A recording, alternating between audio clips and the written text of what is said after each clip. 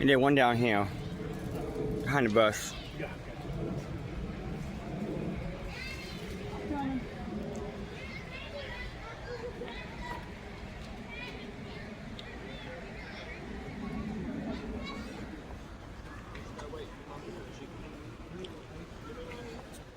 Don't get rid of the bird.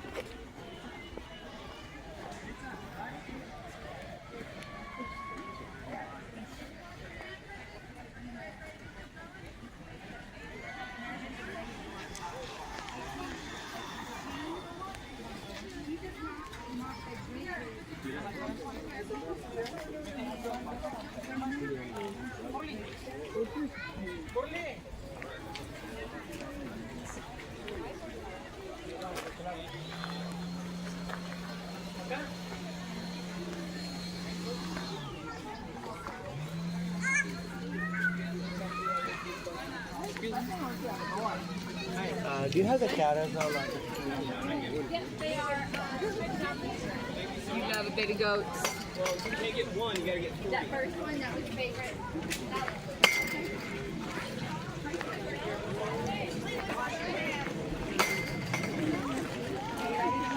Just watch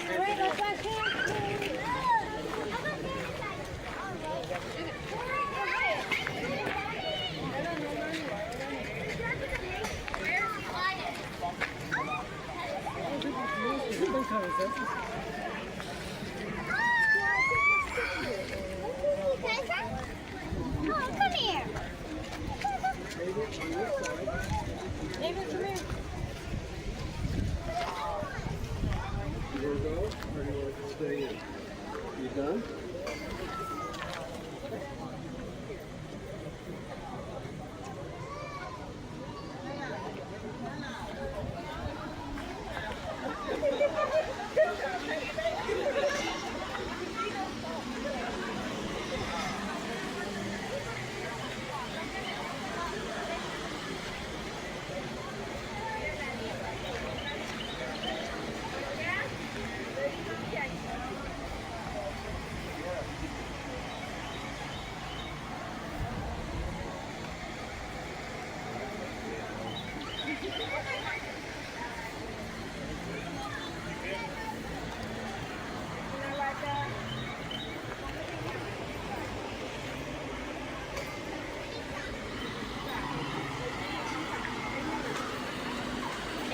Te lo digo en la cara, ¿no, mi amor?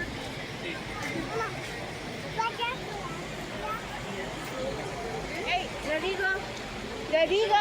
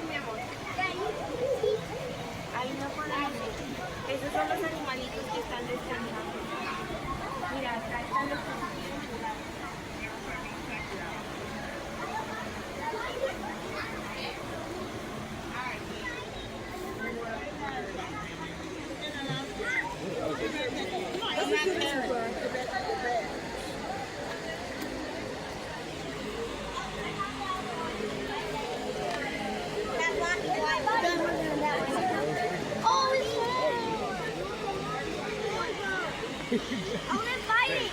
They're fighting! Mom, what are you doing? Take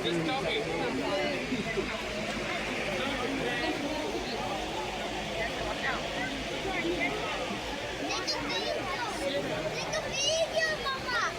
Let's go to the party.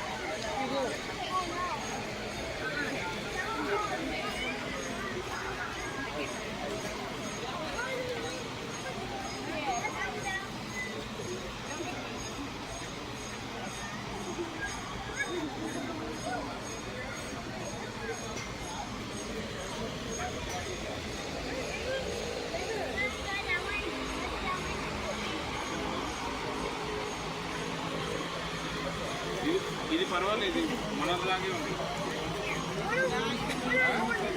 ఇది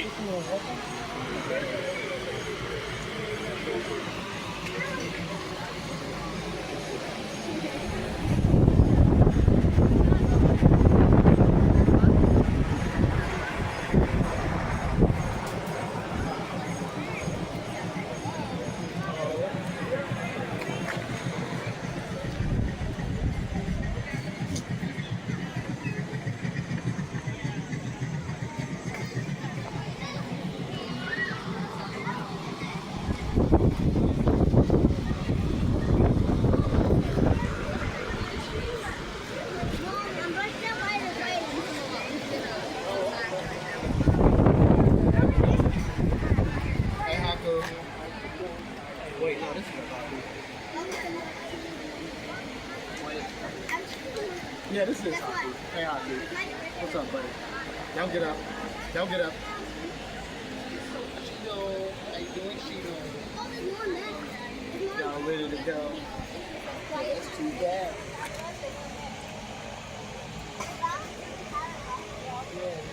Oh my God, they're fighting. They're fighting again. Yeah, sure, Steve. Oh! You're not saying don't get up.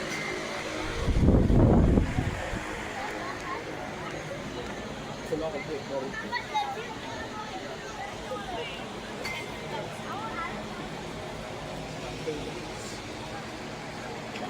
The Dixie has horns. You got horns there, yeah.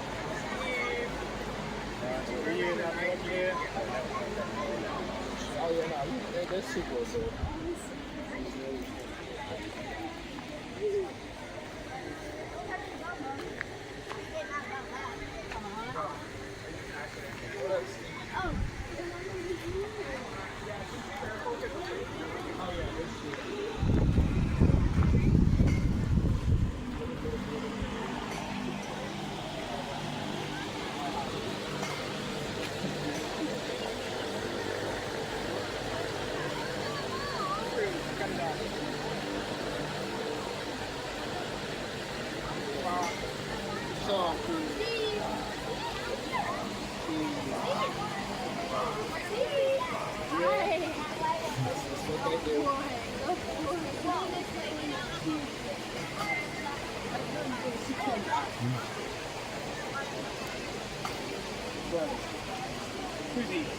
Brother. Susie, leave him alone, brother.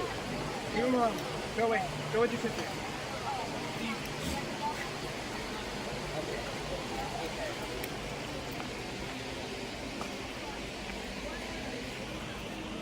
What you did to my shirt? Gaby, tráetelo para acá para que lo peinen. Agarra un peine y lo peina.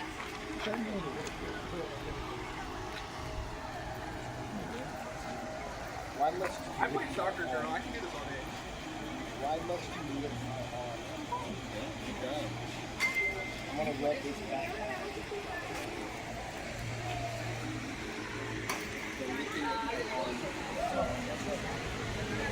So unnecessary. What up, Steve? What up, brother? Alright, bye, buddy.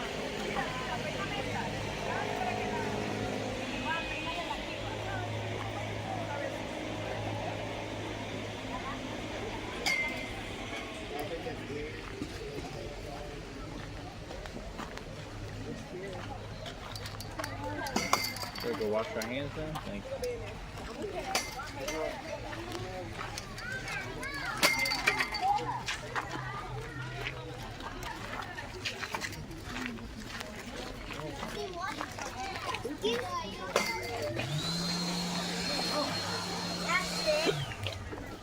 They have an old. I got this one.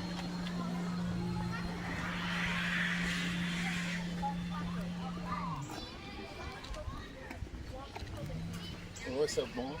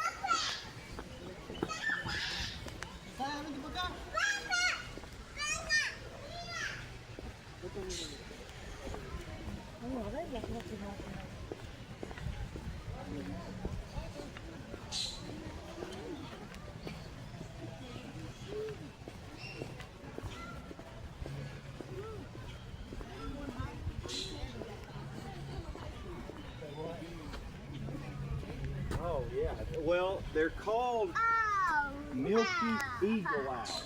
So they may be the biggest owls. Oh, he's got his feathers up. I think they're fighting. No. They're getting along.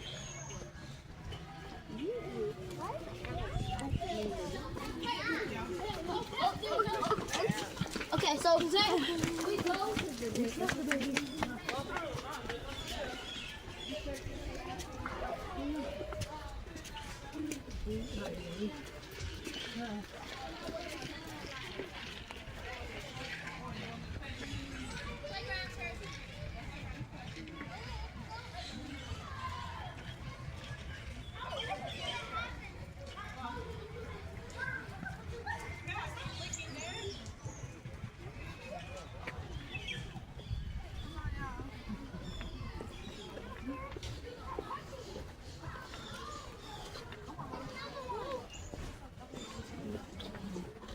Mama, we'll come back and we'll get the ice cream.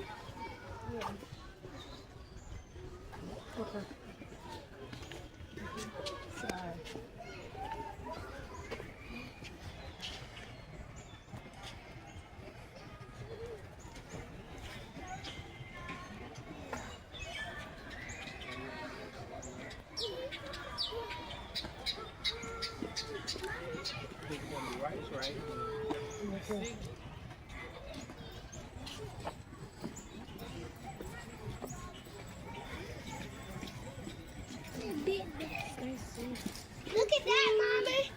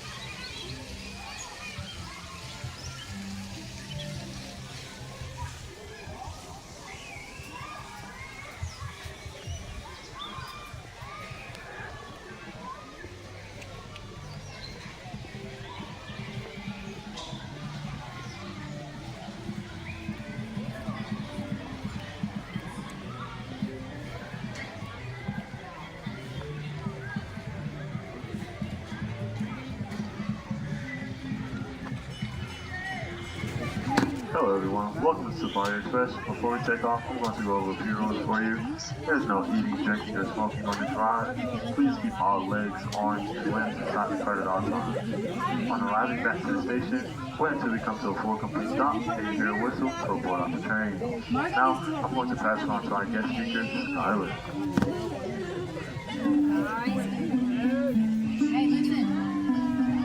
Hi friends, welcome aboard the Safari Express. I'm Skylar, your guest conductor today. I just received an exciting mission from our head animal keeper. Every animal has a superpower. Your job is to find out what makes each one special. So hop on and let's go discover nature's real-life superheroes.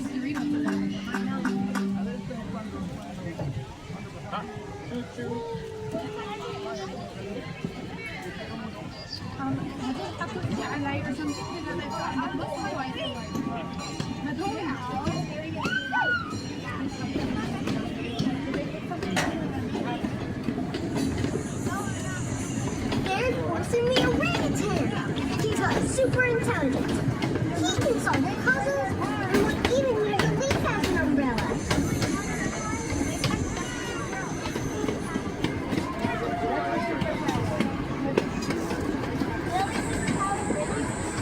What's maybe the meerkat doing?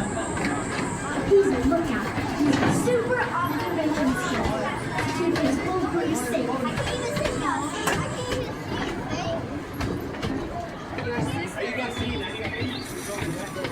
See Ollie and Archer, the red pandas on that branch?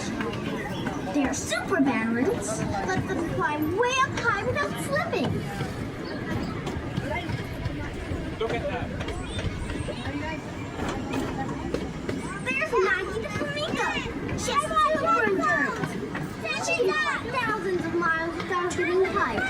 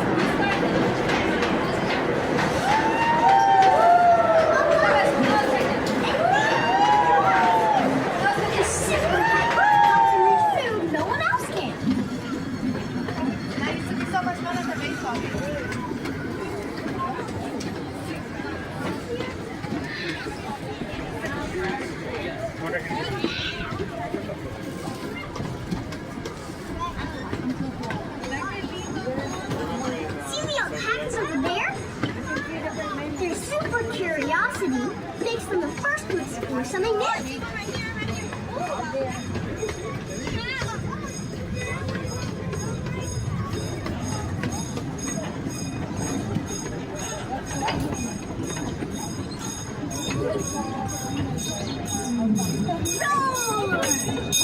You really had a lion?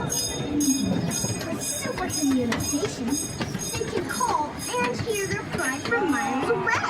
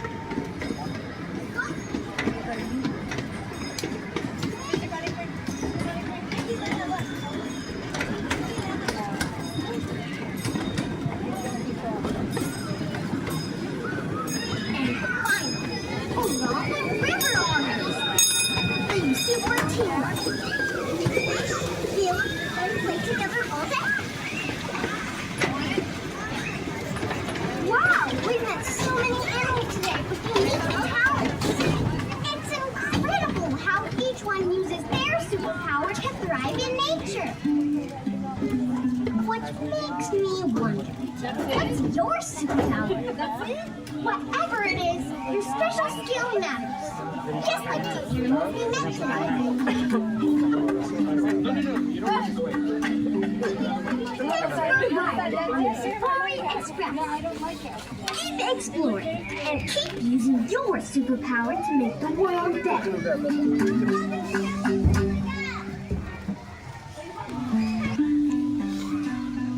Hi friends, welcome aboard the Safari Express. I'm Skylar, your guest conductor today. I just received an exciting mission from our head animal keeper. Every animal has a superpower. Your job is to find out what makes each one special. So hop on and let's go discover nature's real-life superheroes.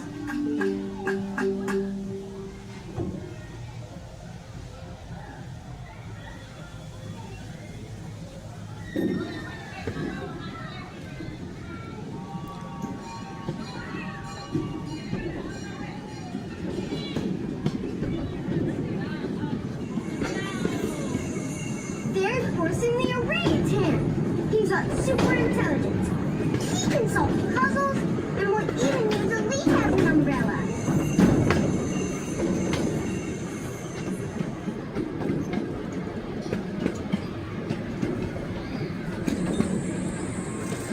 What's Manny the meerkat doing?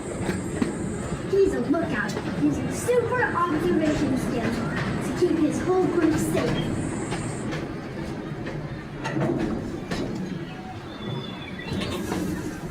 See Ollie and Archer, the red pandas on that branch? They're super balanced. Let them climb way up high without slipping.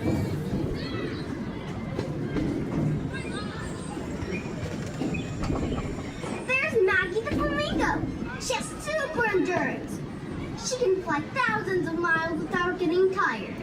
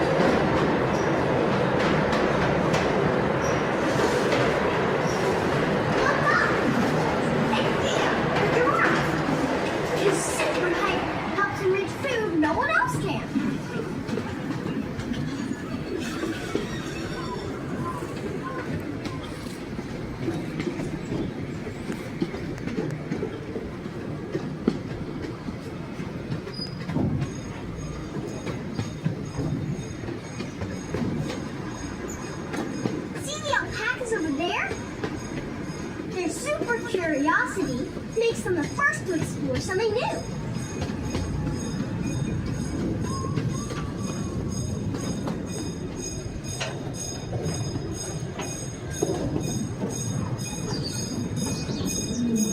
Roar! Do you hear Luca and Leo the lion? With super communication, they can call and hear their cry from miles away.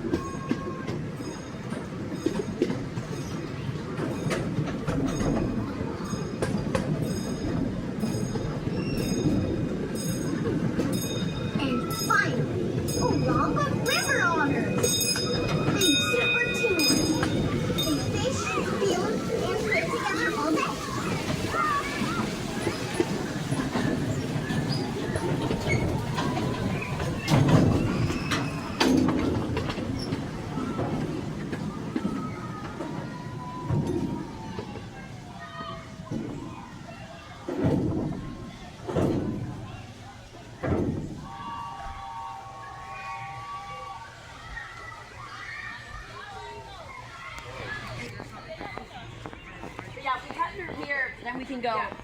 Yeah.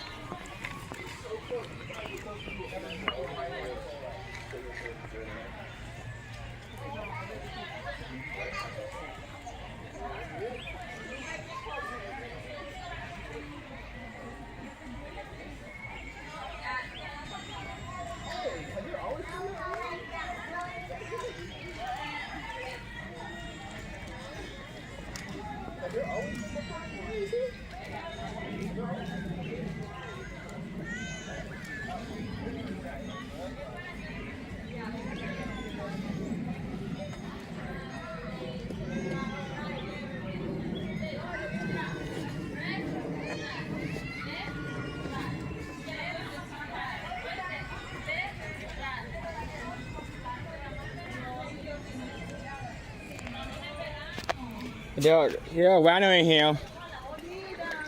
There's a Rhino right here.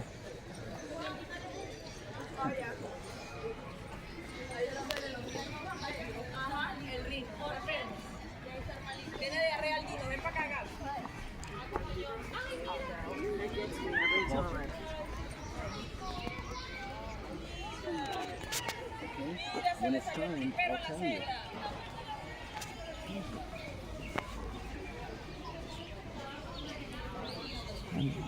Pictures.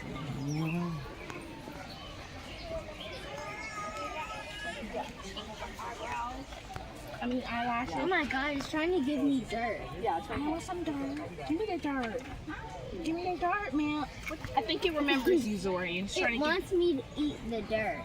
I don't know. It immediately came up with it. I think it remembers you. Huh?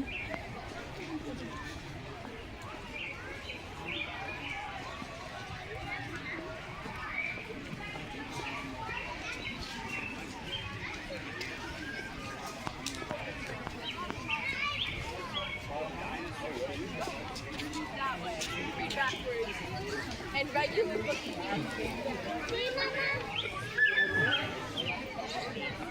Mama's gonna come over. You don't want to wear it? Keep it on.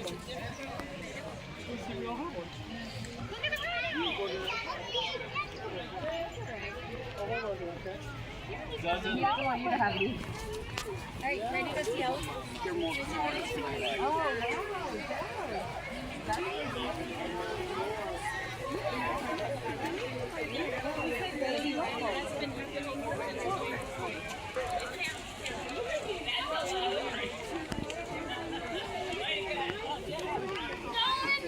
excuse you.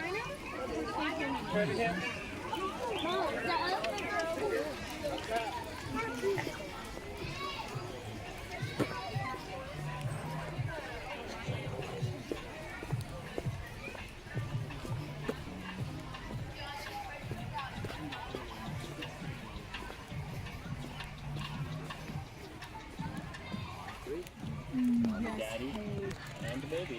Are there four? You think there? The four, the ones in that the house in there. Oh, okay. You can see two of them. There's one laying down. I don't know if you can see. Yeah, you might be a little short there.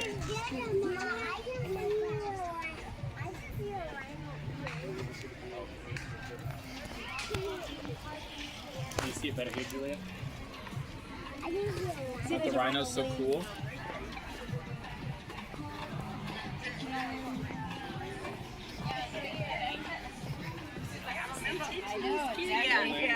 Where to find it?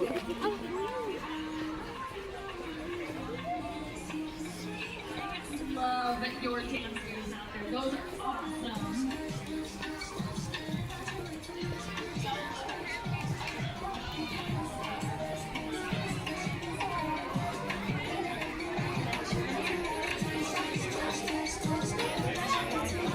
They eat about 200 to 300 pounds of food a day. 150 to 200 pounds of that is just hay. The rest of it is what we call browse. So if you look at this tree here, so everything from the trunk outward is what we call browse. So we have a partnership with Vulture. So if you've seen them clearing trees in your neighborhood or on the side of the road, if it's a species that any of our animals can eat, they can come here and our elephants can enjoy. I'm not sure the exact tree species, but I know they like bamboo. They cannot have bamboo too often because it's based in sugar, so you don't want to rot your teeth out. But watching them eat bamboo is great because it's thick and you hear the crack. And it's just great. Because also they'll tuck in little pieces of bamboo in their tusks in their trees. So like, go over here and eat. They're like, this, I want to eat it over there. But it's great. But they all have their own like behaviors that's fun to watch. Like Masholo, I always say if he is eating, he's giving you a photo op. So I always feel like he's posing. Like look at that leg, like. Yep, the legs. The legs propped up, he'll prop up the front one too. He's like, make sure you get my good side, which is all sides. Yeah, he's a big beauty. If you come to the 11:30 show on Saturday and Sunday morning, which is our elephant care demo, more than likely he's the one participating because he gets big. So he will make sure, like they can tell time when it's about that time. We'll wander over to the waterfall where it is, where they have the show, and you won't let anything else know.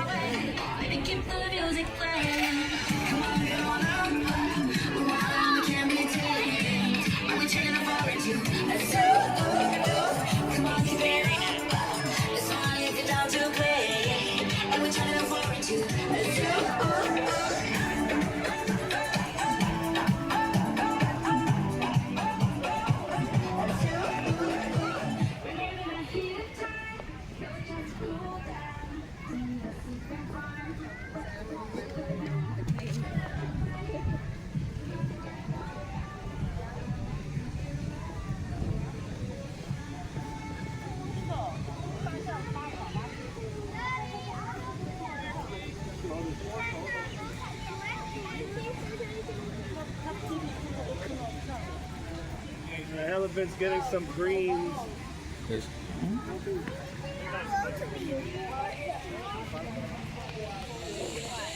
Billy, that one in the back. He's reaching over the electric fence to eat the greens that are on her tail. You see him? Look at me.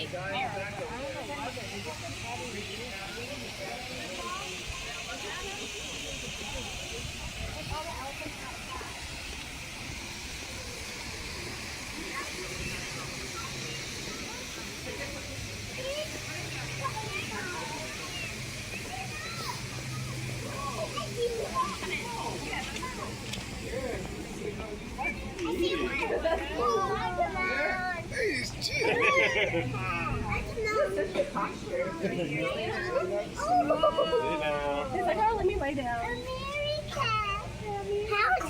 Hi, Timoni. Oh, he just ate something. Hi, Timoni. Hi, Timoni. Hi, Timoni. Hi, Timoni.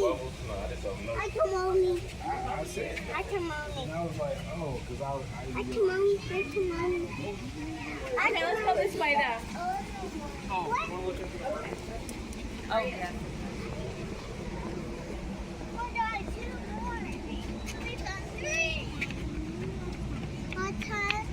Rhino, the tunnels are underground and they can sleep in them. Yeah, they can. Or the house. That's right. What am I good with what? There's two. I'm looking at you. Hey, that's definitely fake. I'm just saying they do have termites.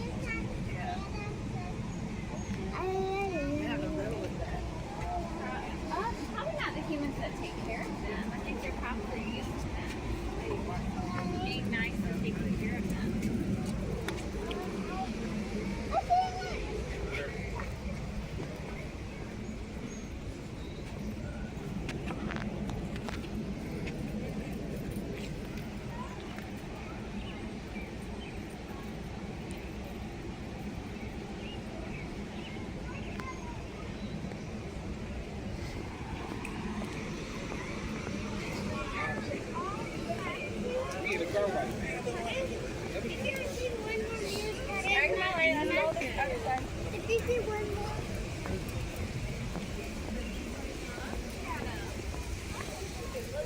It smells that burger, Jess. Burger, whatever it is out there. Smells that Aren't they pretty cool? Alright, you want to keep moving on and go some giraffes? Yeah. Okay.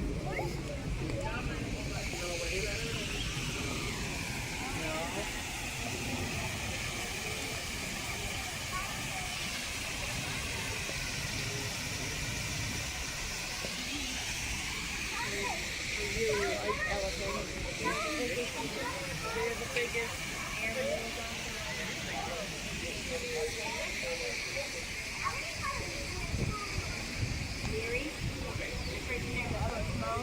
on Timoni. So Timoni and Miri. And another one. Those three of them? Oh, yeah.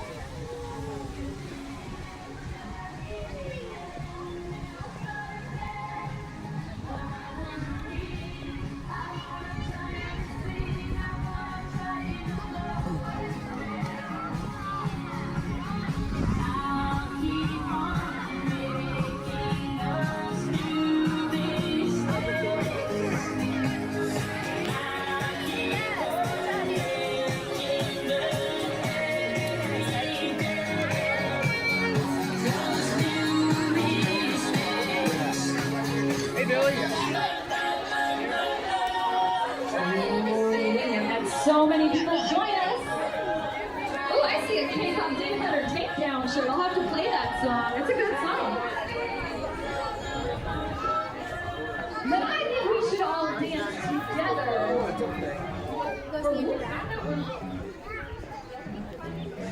I think we should all dance together. So come on now.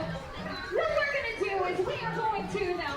You may not find any dinosaurs here, but we're going to dance like a dinosaur. A little bit. What we're going to do is we're going to pick up our foot.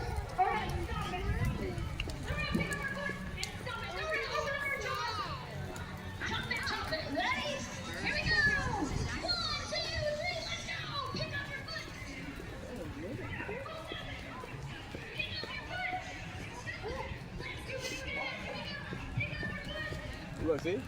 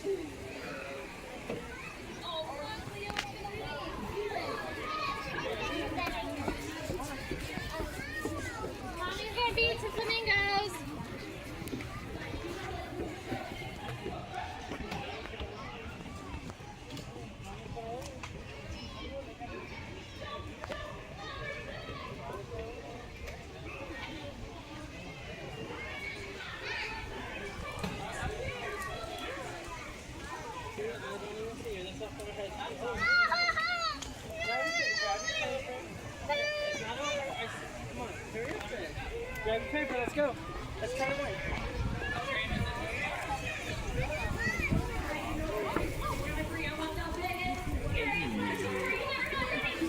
Too powerful.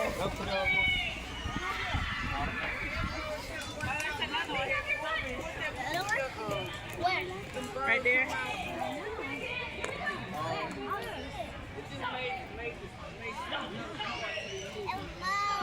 Oh, you thought about forgot it.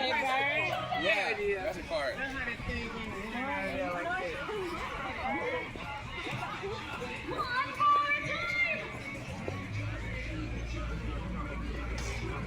Don't just mess it up. It's time to go. Give it up for all of our dinosaur dancers! Hey, everybody, follow me. We're going this way. Here we go. No, we're going this way. Turn around. There's a lot of stuff. That's what I went through all the bang. Ready? Hands up. Hands up. Now your hands go down. Now hands go up. And hands go down. All right, everybody, put one hand in the air. One hand. I'm gonna ride down. I'm gonna slide down the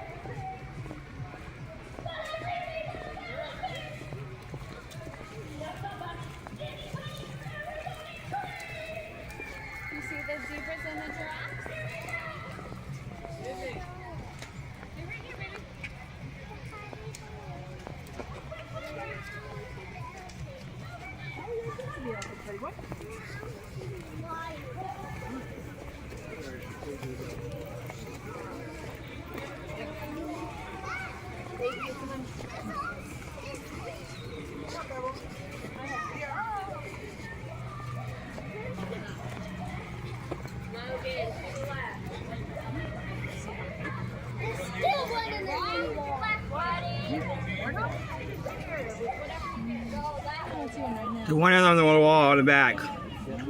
Over here.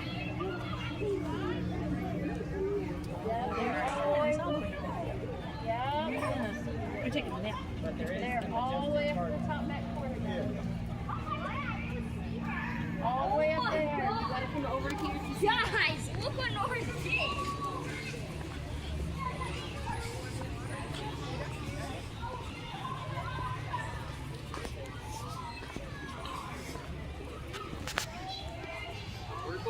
We're not doing.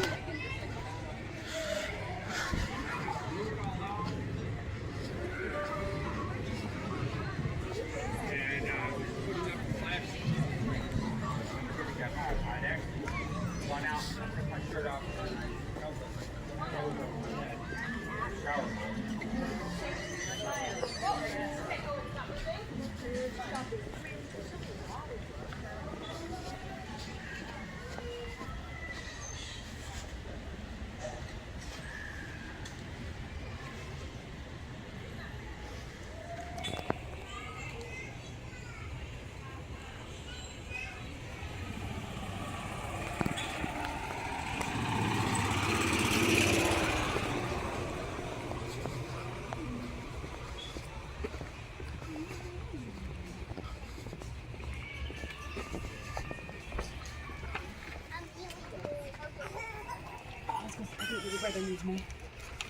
Do you want more?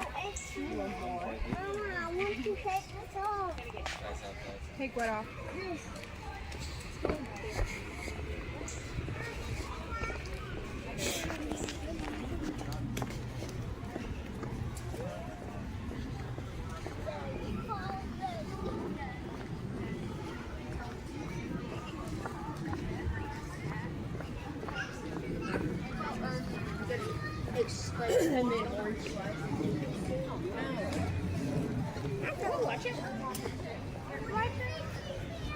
They won't if you stay.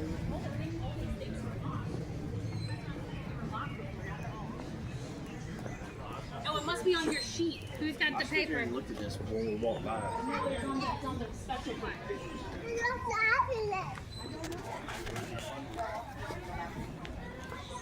We walked the bird in front. Thank you.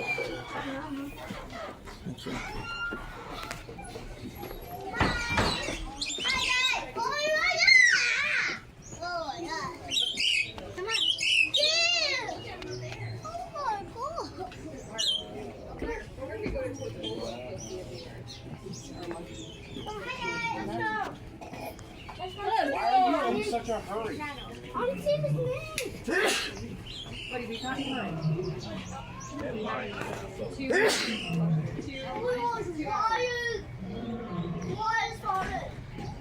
It's a bird. It's a snail. Oh my god! Lions! Can you stop? You want to go back and see him? I can't. It's too loud.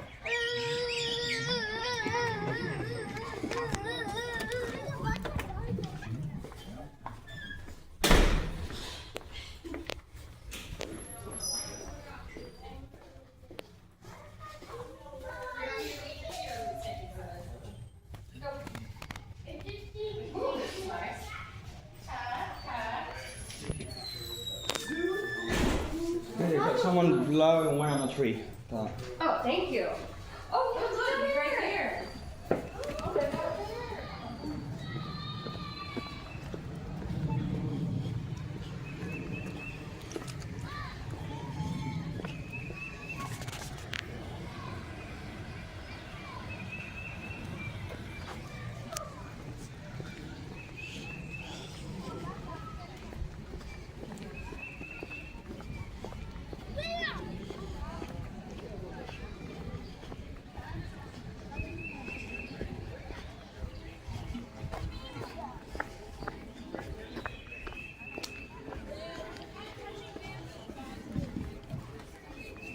Wait, I'm standing out in the open.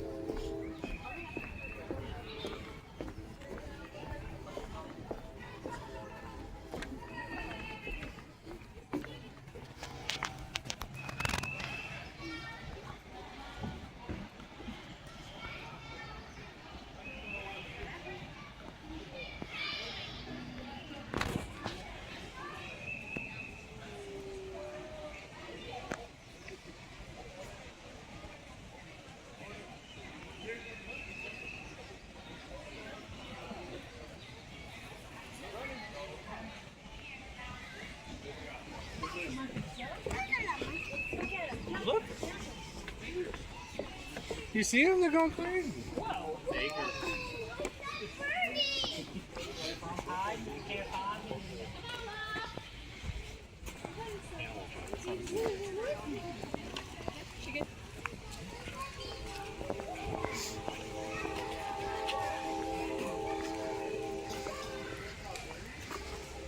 That little one is. Yeah. Oh my gosh. Look, there's a little one in there. Look at how long his tail is. Whoa. Hers. How's everybody doing tonight? Oh, come on. I know we could do better than that. How are we doing? That's better. That's better. Well, welcome, everybody. Welcome to Amy's Treat Theater. Welcome to Animal Tales. I'm your host and storyteller, Philip. I've been an interpretive guide here at Zoo Atlanta for about 7 years, and I have a very great story for all of you tonight. It's called What Do They Do With All That Poo? I know, it sounds disgusting, but even the most disgusting things have a purpose in nature. You see, here at Zoo Atlanta, we're all about telling stories that connect people like yourselves with animals out in the wild, such as the animals you see here, like the lions and the elephants, to even animals in your own backyard, like squirrels, songbirds, turtles, snakes, etc. And like all of us, animals eat, they sleep, and of course, they poo. But, like I said, even poop has a purpose. So, shall we get started? Oh, come on, let's try that again. Shall we get started? That's what I love to hear. That's why we love all of you here at Zoo Atlanta. I'm going to give you guys a big round of applause.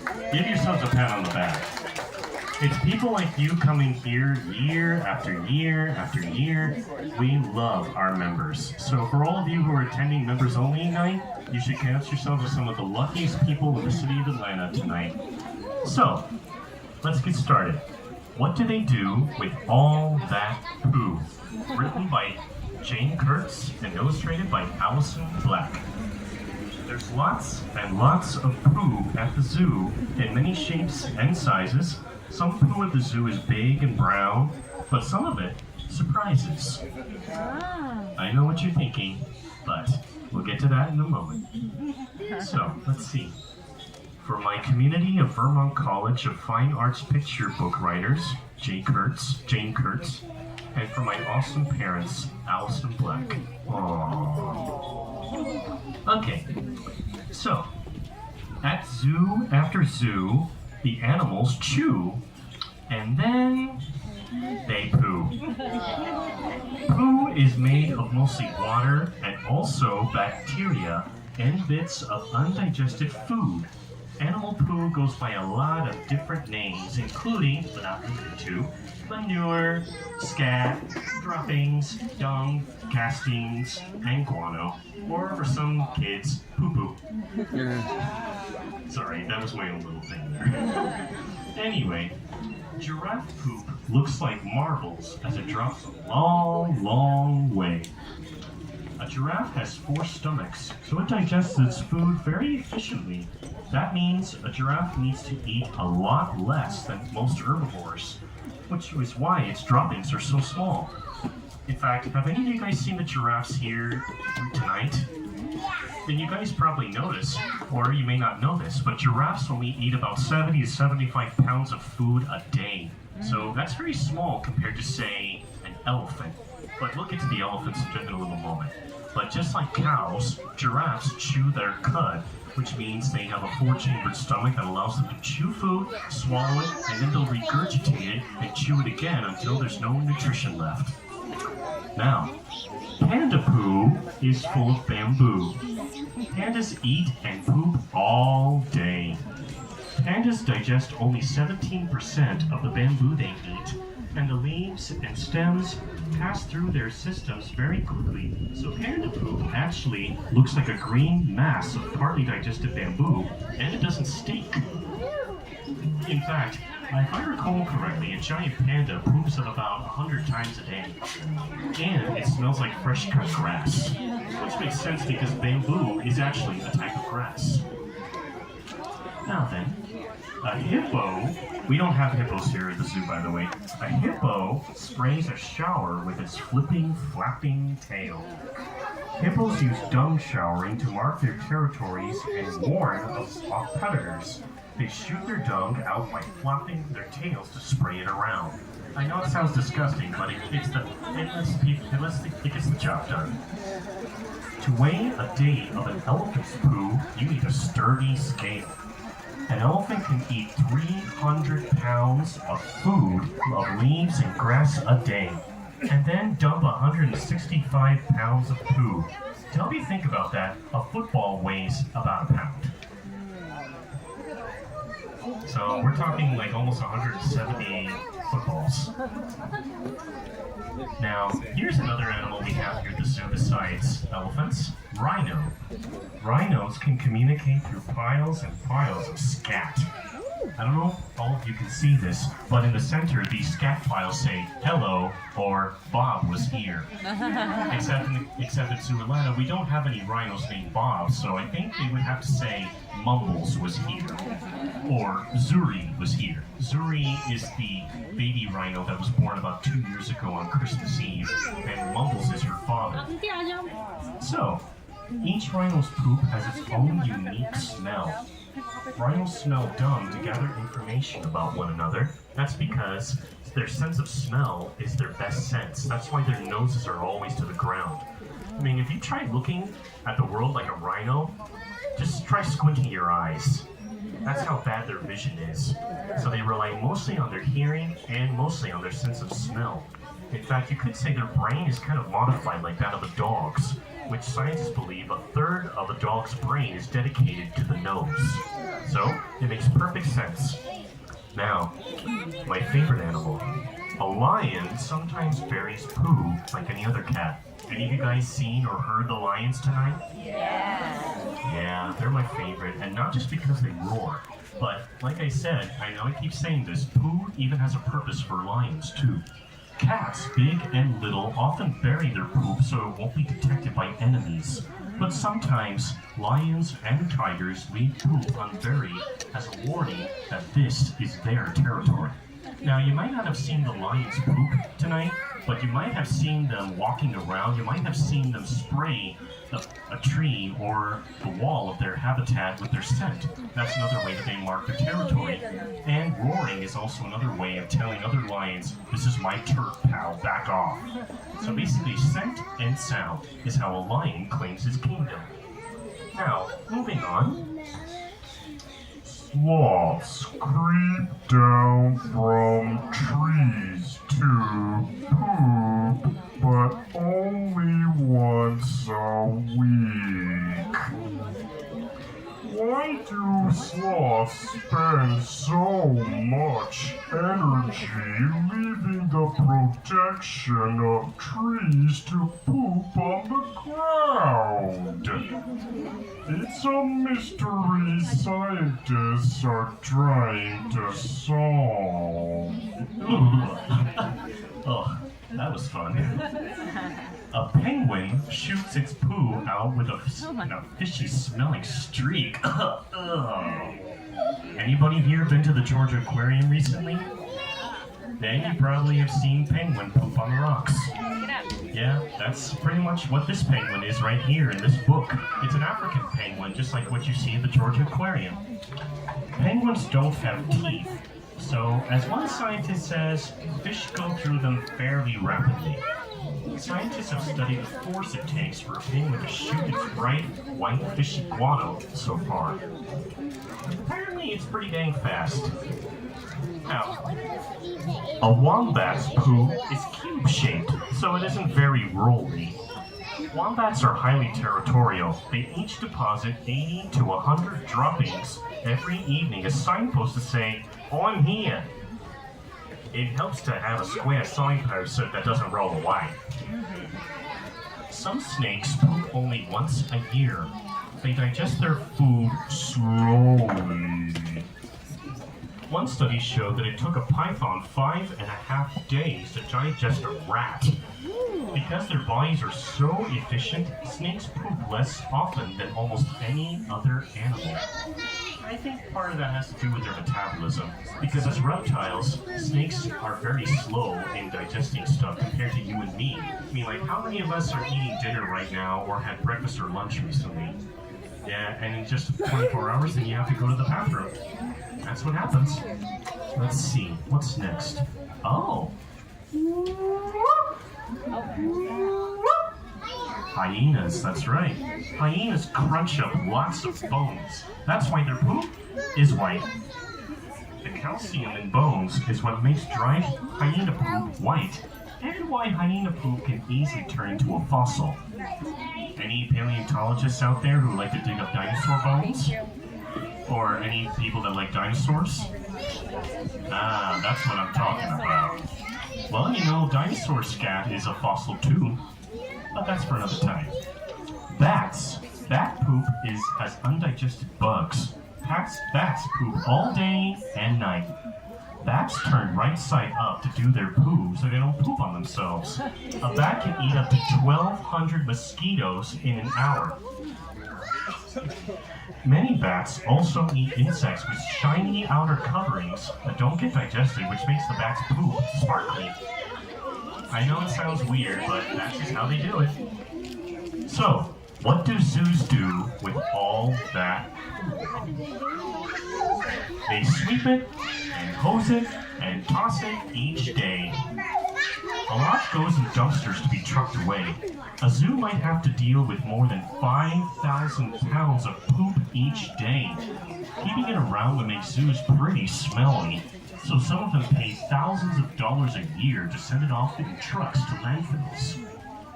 They send some to vets and to scientists too. The zoo poop is then studied and to help out the zoo. Doctors and vets study poop to see how well an animal is digesting its food and to spot health problems. Some zoos are experimenting with using poop to produce biogas that can power vehicles or buildings like a zoo hospital. Now that's what my dad would be impressed with that. But then again, he's always cracking jokes. They pile some in towers and toss it with rakes. It will soon become compost for gardeners to take. Anybody here planning a garden or plan on planting a garden? Ah, I see a couple hands here. And when you use compost, it's most likely recycled animal waste. So, I know it sounds disgusting, but I know I keep saying this, poop has a purpose. Compost, made from herbivore poop mixed with food waste and grass clippings, improves soil and helps plants grow. Zoos sell or give away compost using creative names like Zoo Manu, Zoo Doo, and Packy Poo. Carnivore poo can be spread around yards to keep deer from eating plants and trees. Makes perfect sense. First, worms like to munch it. Their poop is so tiny. Then, worm poop plus zoo poop grows perfect zucchini. Worms are an important part of the zoo poo composting process. They can eat hundreds of pounds of organic matter every week. Woodland Park Zoo in Seattle sells worm dew, made from zoo dew compost and zoo coffee grounds. The zoo says it's been pooped once by exotic herbivores and pooped again by compost-loving worms. They even make paper from elephant poo. Zoo poo paper's pretty, not smelly. It's true. Elephant poo comes out with so much plant fiber that a machine can wash the poo and pull out the fiber, which can then be used to make paper and cards. Whoa! Look! Yikes! Doc! That monkey at the zoo just threw its poo at you. Ew. Many primates throw poo. Scientists discovered that chimpanzees who throw the most poo and hit their target the most often are the smartest and most sociable, which suggests that throwing is a form of communication and self-expression, and maybe a step towards using tools. So, the end.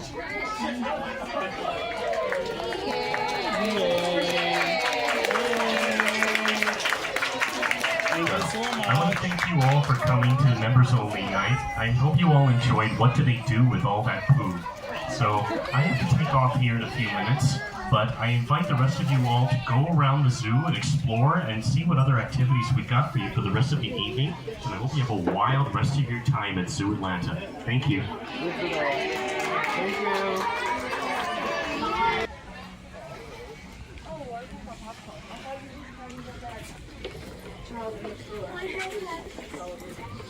you.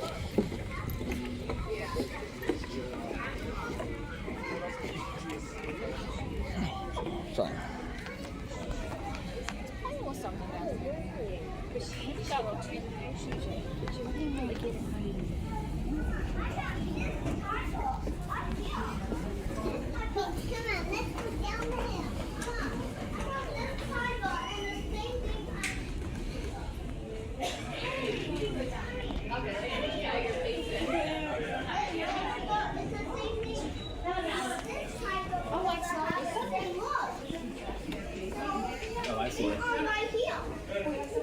It's always the best part.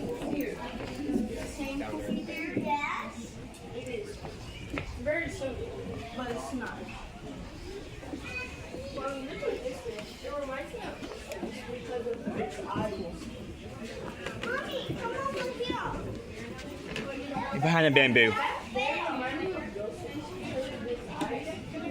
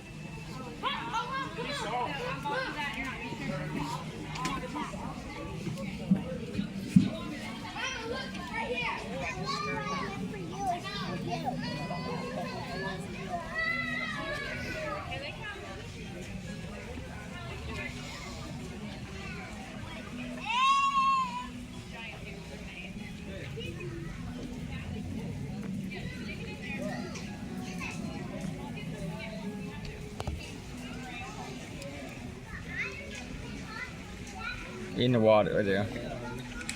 It's gonna be me all summer long when I move there. Will they let you bring noodles and sling chairs and stuff and everything on? I don't know.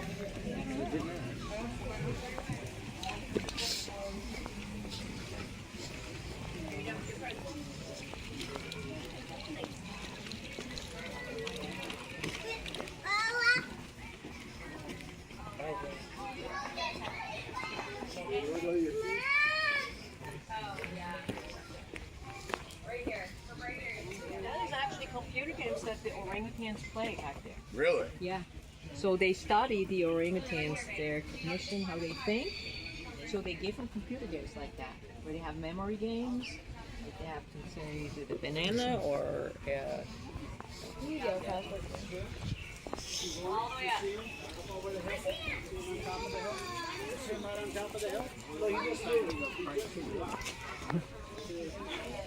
So the orangutans know.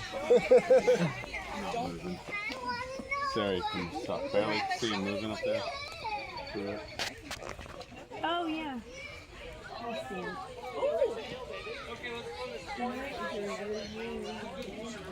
Marcus. When I see that. Alright, I'll wait out here. Try this. There's no whole thing. Not really. Alright, I'll go see him.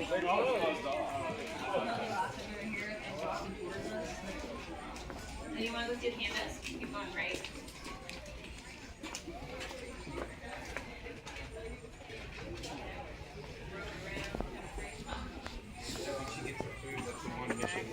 Yeah.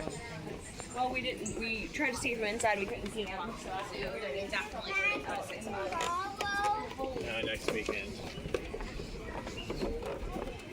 Oh, it's in the tree.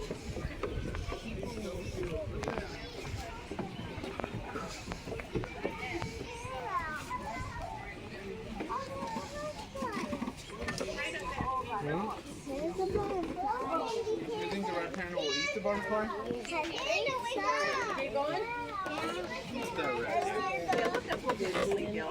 No, but what if it already woke up? We just moved there just a minute ago. Kind of walking down the way as I said. Look how far down that is. There's like creatures in the eat. If you have a dog, I have a dog. About 7:30, she's coming to oh yeah. It's in the tree. Might get really effective about 4:45. Yeah, because it's time to eat. It's time to eat. You know, mine is like once she's had her dinner, it's like I don't understand why. Once you don't eat, yeah, let me hurt you, but see the ground. I've had my head.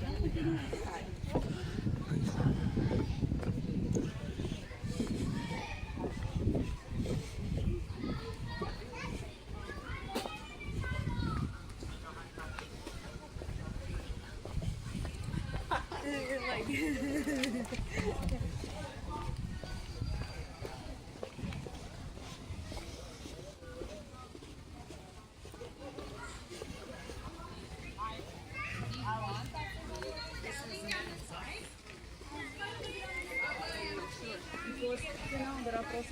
I know, I don't need to.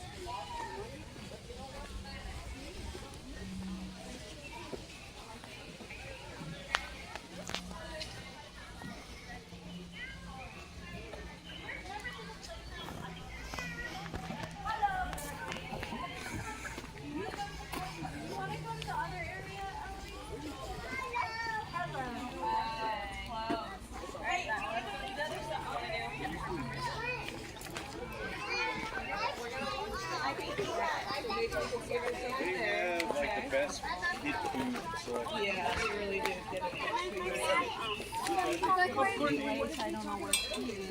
She's the one out from she's also lighter in color, so that's the difference. Their beards are little. Males have longer beards too, and bigger air sacs. Like with him, you can see that how huge that air sac is right there. Females also have air sacs, but not that big, not that long. They need that when they do their long calls, because they're solitary, and when they're ready to breed, you know, they do their long call, and they need that amplification. And males can be up to six feet tall, while females only like 4 feet. Yeah. So females are much smaller, and here you get to see how huge they are. And he is slow because he is older gentleman now. But that's his favorite spot to be up there. So that was really neat when he comes down, and usually towards the evening he does. So that's always a special treat when he does that. Yep.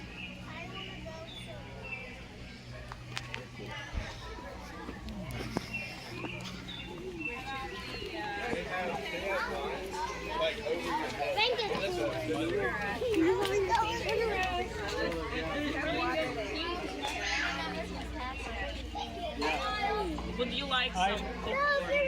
Oh no, thank you. We'll see how her. The Paxton clock.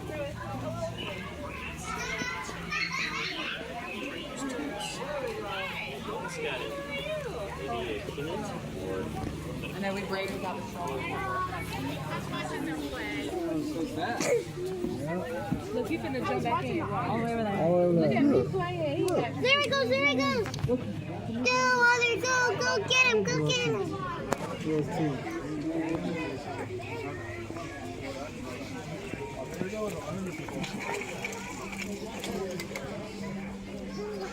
Well, you just came from that way, so let's go this way.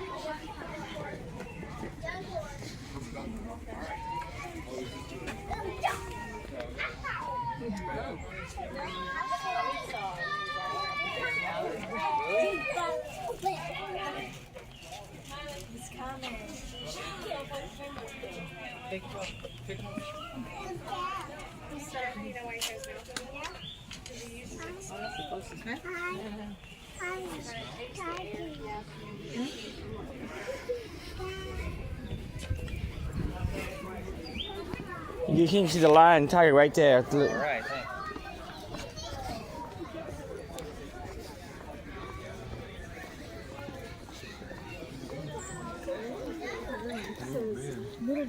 They're gonna make it wait.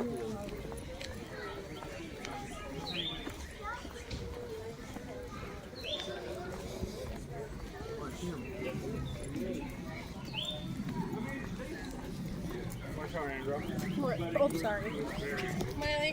Miley, can you wait, please? I think it fixed itself today. Great. Because yesterday it was coming this way.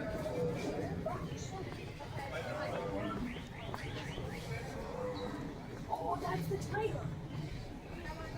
That's a tiger tail? Yeah. What are you doing? I don't know, but that was the tiger.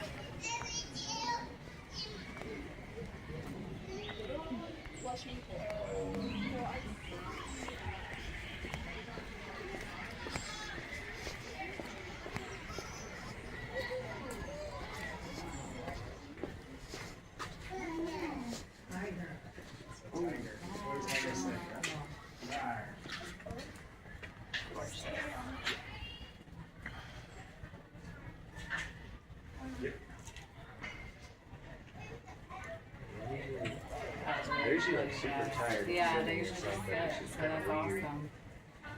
Oh yeah, that is definitely Buttercup. I can tell by the markings on her ears. See a little white spots? Yeah. You do have another one right in the back. You had 2 tigers. Oh yeah. The boys in the back. Yeah, so last time I was here with the boy was over there hiding. Oh yeah. If you come in with the boys out, the guy got the one, he sits where that bamboo's at. In that little ditch. Yeah. They take turns, like one she had the night tonight, she'll be in the morning, then next day, and the other guy did the evening. Yeah. They take turns to do evenings. Yeah. In the morning. That's cool.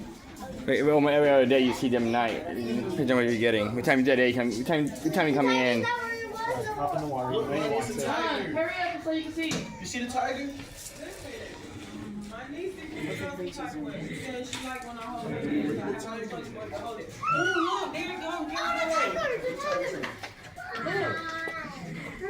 It's gonna go high. No, it's walking around. Oh. I thought it was gonna go lay back down like it did earlier. They're 2 tigers. It's 2? Yeah, they're one at a time come out here. This is a female. Okay. The female come out, walk around, the male hides. Oh, so that was a male earlier that was hiding over there. Take a video. They're solitary tigers, so. The males, they only get 1 tiger at a time out here. You only can have 1 out at a time. Oh yeah, that's true, because they probably be fighting and stuff, right? Yeah, a little bit, yeah. What did tiger say? Okay, if one you need to be in until the morning. The other one come back in In the afternoon. Yeah, they take turns now for even overnights in here. Then if we went with a male, he sits over where the babies are at. But this is a female. Thank you. No. Yeah, That's not a baby. They're only 2. They're only 2. It's only 2. Look, I got a perfect. Going. Wow! Let me see.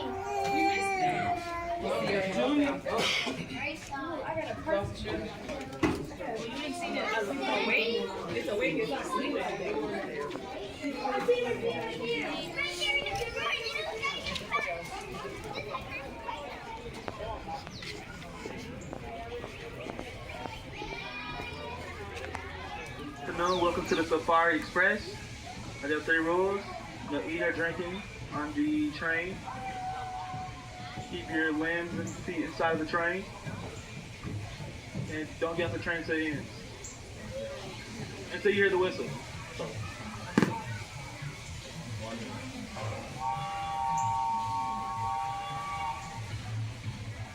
And now I'm going to pass it over to my friend Skylar.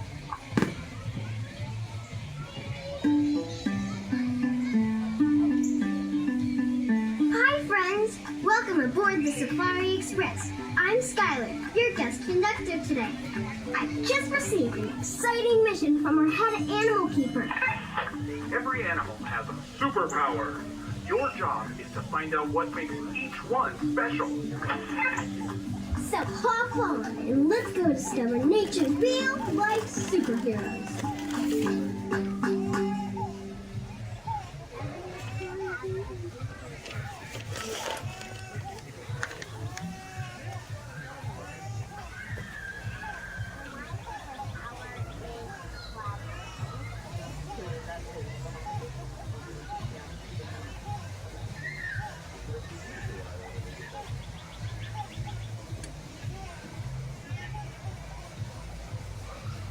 On the count of 3, to get the train started, you gotta say all aboard. 1, 2, 3. All aboard.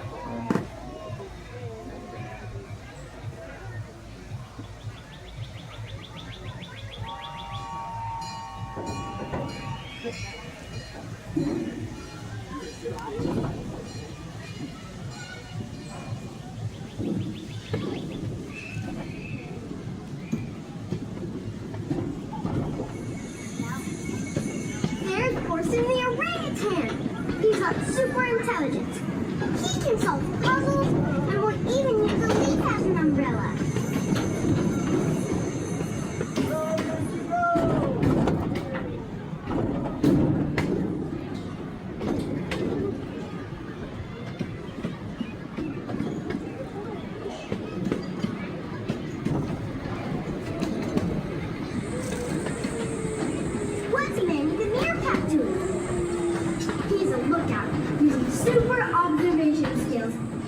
his whole group safe.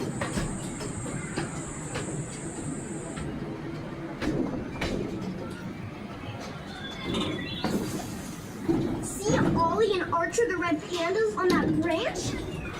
They're super balanced. Let them fly way up high without slipping.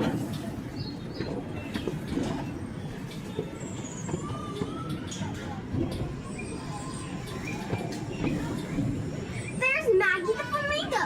She has super endurance. She can fly thousands of miles without getting tired.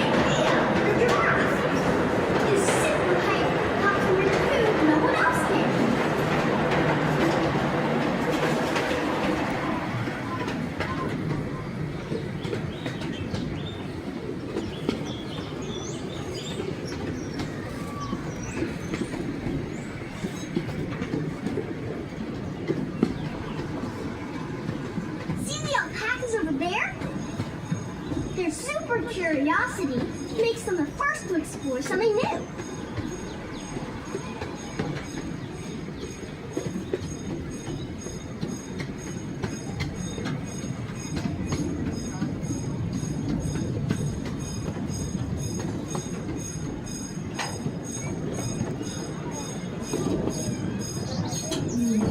Roar!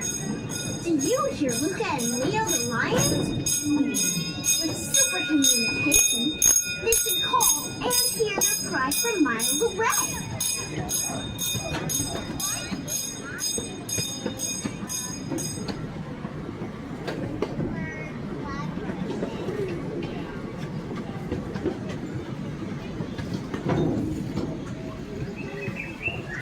Follow the ring-tailed lemurs. They've got super agility by using their long tails for balance as they move from tree to tree.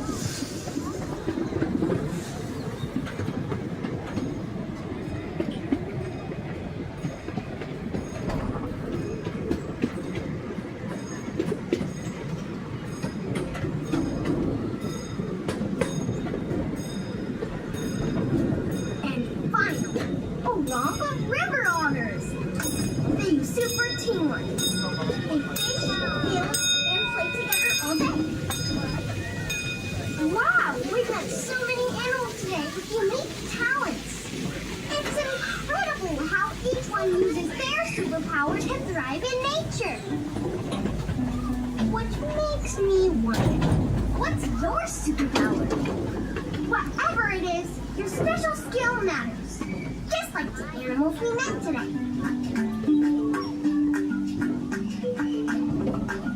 Thanks for riding on the Safari Express. Keep exploring and keep using your superpower to make the world better.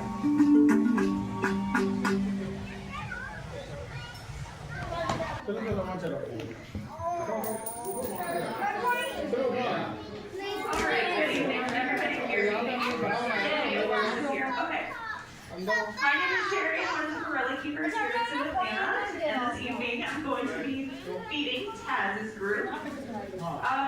Couple things before I get started. One, please ask questions. I love answering. Oh, there's a spot. Please ask questions. I love answering questions. Two, you might notice some barking, which is what Taz is doing right now. That is she wants all the food noise, basically. And Floyd and Tisha might do a little bit of jumping. Come on now. Come on.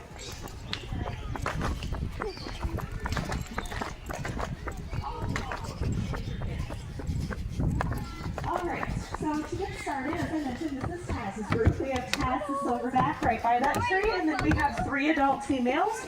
We have Lulu in the back.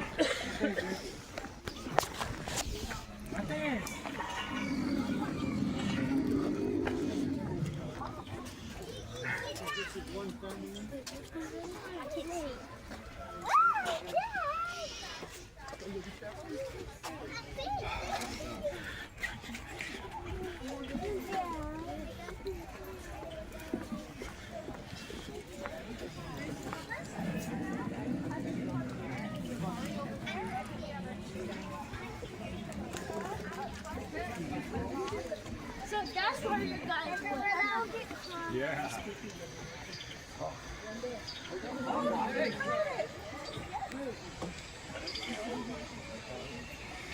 I can't see you.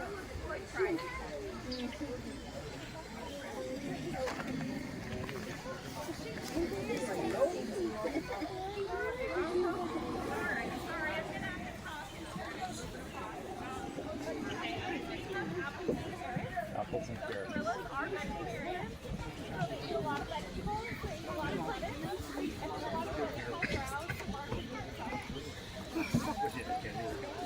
Why don't they play games? They with each other. They like to chase each other. Especially boys. No? It's a lot of work on to chase around your sibling. So Taz is our silverback. Silverback is an adult male. And then we have other females. So that's a typical family troop.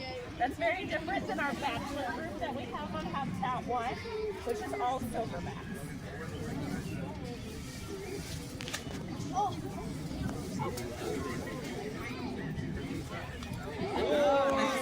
Lulu's a great catch. I would always have her on my softball team. Yeah. Again, Floyd tries.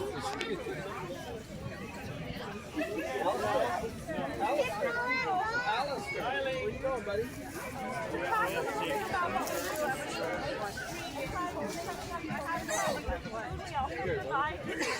Kylie.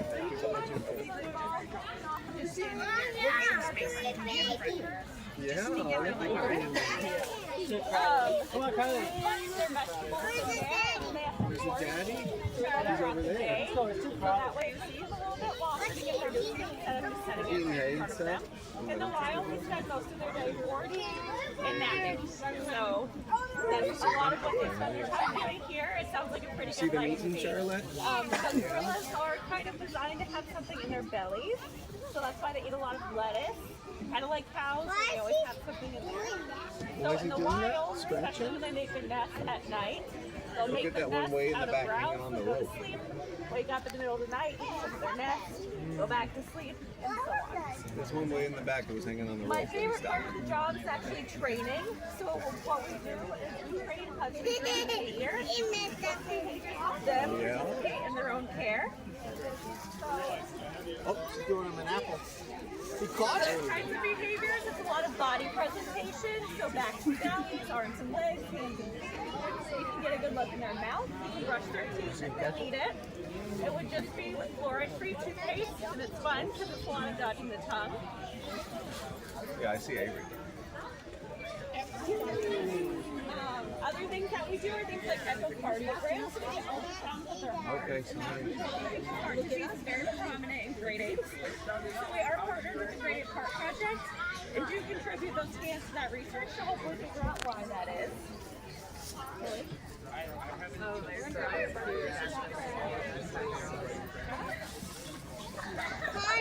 Yeah, he caught it. She caught it. Shot. The car like sticks tongue out. So we give all of our shots every week. So we got it! They put it up to the back, show them the syringe, give them a nice shot, then they get a nice reward after. Typically a full banana, pineapple, strawberry, something that they don't always get. Some of them really like to watch their shot, some of them don't, just like you just do. They always We couldn't find you. She was throwing apples and they were catching them. I got some of them. Fun things that I like to do, especially She has some more apples. step one is nail trim. A lot of them keep their nails So excuse me, honestly. Sadie does not, so they get very long. I don't know why this is like my favorite thing to do. It just is. When we can answer the nest, I trim it with a nail trimmer, give him a nice file. He gets to watch, I get to do it. He enjoys it. It's a fun time for both of us. It's a little weird, but that's okay. Easy training for him. Any questions so far? She's got carrots. It looks like. She had apples. Oh. That's it. So that's Misha, that's her daughter in front. She likes to steal from him. So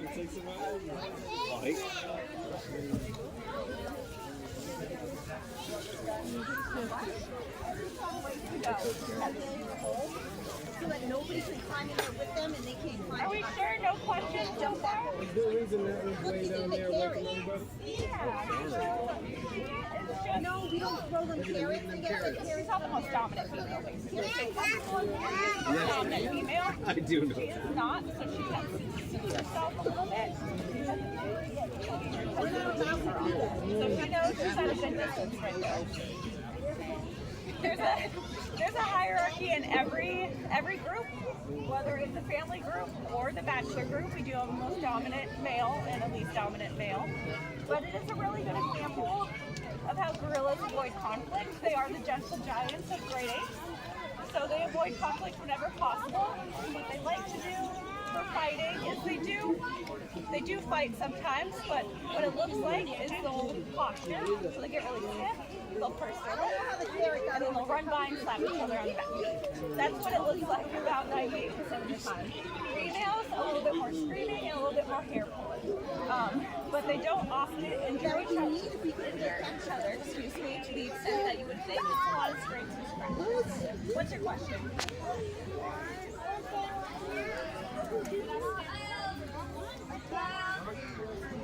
That's a great question. So the question was, why are the bachelors and females not allowed to be in the same habitat?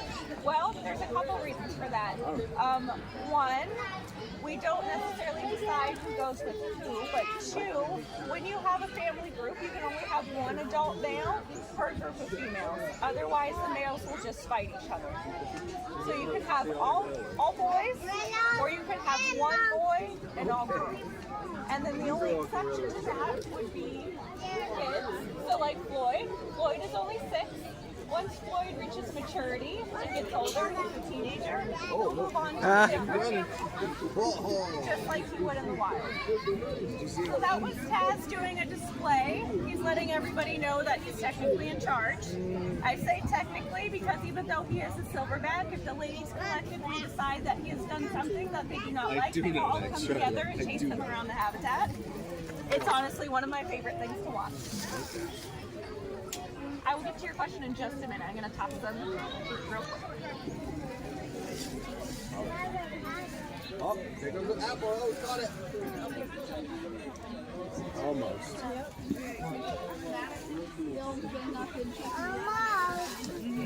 Good catch. Good catch. All right, what was your question? That they do on their own? Say bye to the gorillas. Say bye-bye. Ooh, I have to think about that one. I will come back to you in just a minute. What's your question? Over here. I'm trying to remove. In this group or the gorillas way in the back? Where's the moon guy? That's a different group or group. So we have 4 different troops. So that's a different family group. So they have a different silverback. And then we have a family group here. And then on Habitat 2, we have 2 of our older ladies in their retirement home. They don't know that though, they still act like they're young. And then on Habitat 1, we have our bachelor group, so all of our boys. I think the most interesting behavior that they do is, it kind of depends. Like when they interact with each other, they might like get into a fight with each other, but then they'll go sit right next to each other. So I don't know. Growing up with sisters, I kind of equate it like the same thing. Like one minute you're fighting with your sister, and then the next you're like, we're good. So sometimes they have to work out who's in charge, and once they accept that, they're good. It's a great question. Any other questions? What do you want to do? Not stand? Can you stand on the ground? Want to go see that's what it keeps us Go to the front. Great. Yeah, that's a big window.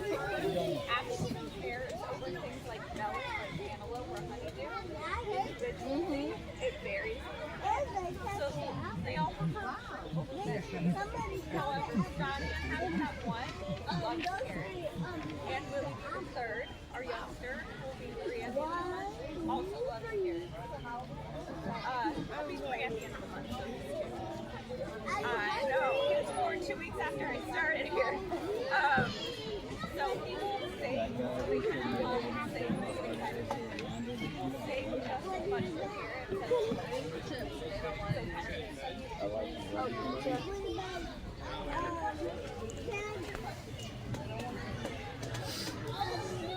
See him?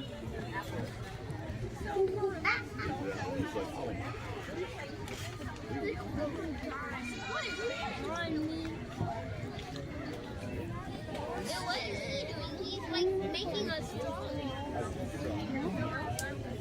Question?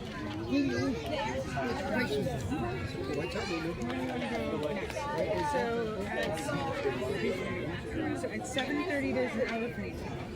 7:12.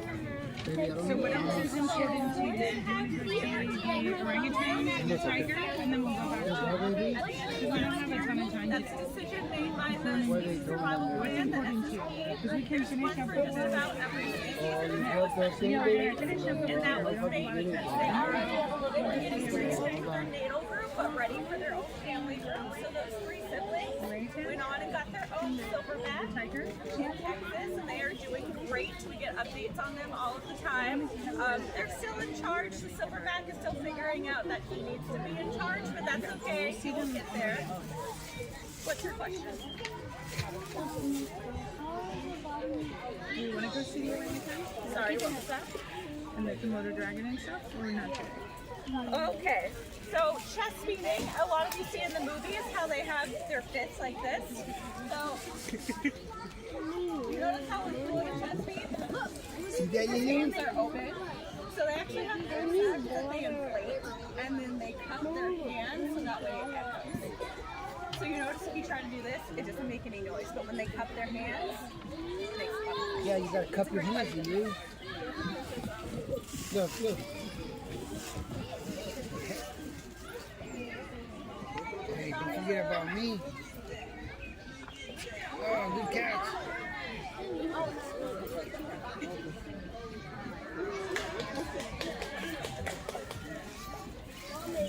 Yes.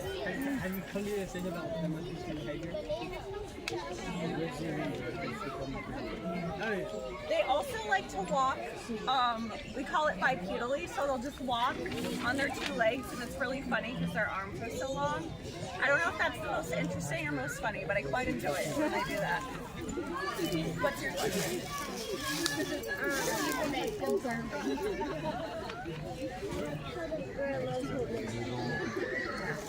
You like how they sit like that?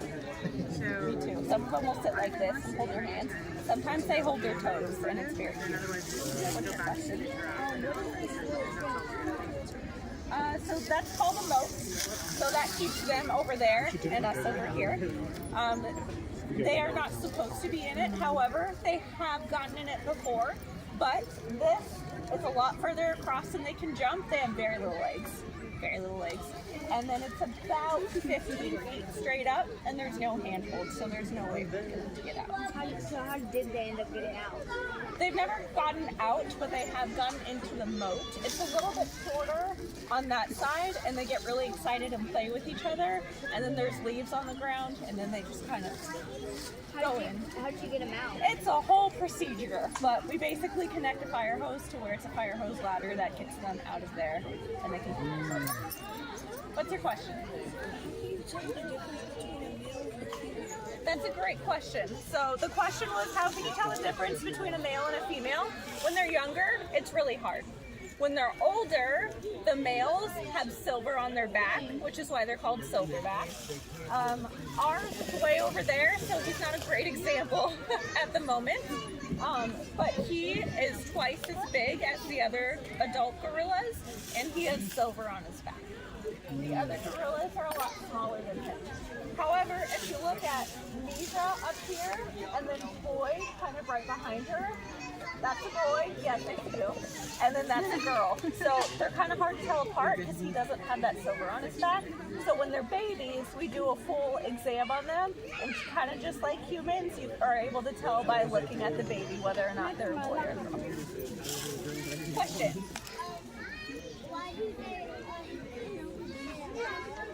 Why do they beat their chest? So right now, they're doing it because they're anticipating, they're excited for the food that they're about to get. When they're younger, when they're kids, they do it for play, and then when they're older, they do it for dominance. So they do it to show other gorillas that they're the boss, that they're in charge. What's your question? Sorry? How heavy are they? How heavy are they? So an adult female is around 200 pounds. So that's Lulu way in the back, or Kori by that tree. And then an adult male is typically around 380 to 400 pounds. And that would be He'll there around it. Taz, who's way back there. Yes. Why is he holding a stick, or she? So she likes to hold a stick a lot, so that's what we call browse, so they can eat the bark off of that. She just likes to hold it. Sometimes they carry it in their toes. It's really cute. Yes. Do you go in the enclosure with them? We never go in with them. So all of our training and interactions is done through mesh. So the square is about that big, and we're able to get ultrasounds of their heart, give them shots, trim their nails, all of that good stuff through the mesh. So even though they might not mean to hurt us, they are very, very strong, and there's no reason for us to go in with them. Okay, that's enough. So many questions. Okay, what's your question? I like the apple. You like what? I like apples. You do? Just like a gorilla. Do you like grapes too? Just like a gorilla. What's your question? So in the wild, they're going to live to be about 35-ish. In zoos, much longer, 40, 45, 50, 55 even. We had Ozzy live to be 61. And right now we currently have Maki, who is on Habitat 2, who is 50. And again, she does not know that. Even though everything is low to the ground for her, she's still first in line. So she's doing very well. I'm going to throw them another round of food. I will answer questions. No question. Beat the chest. Ready?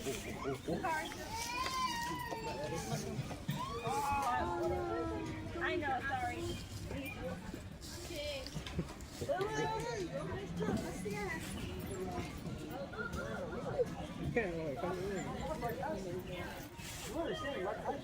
Boy, you did it right. Sorry. She's fine, I promise. Other question. Can you throw one? No, sorry. What is your question, maybe? Question or no?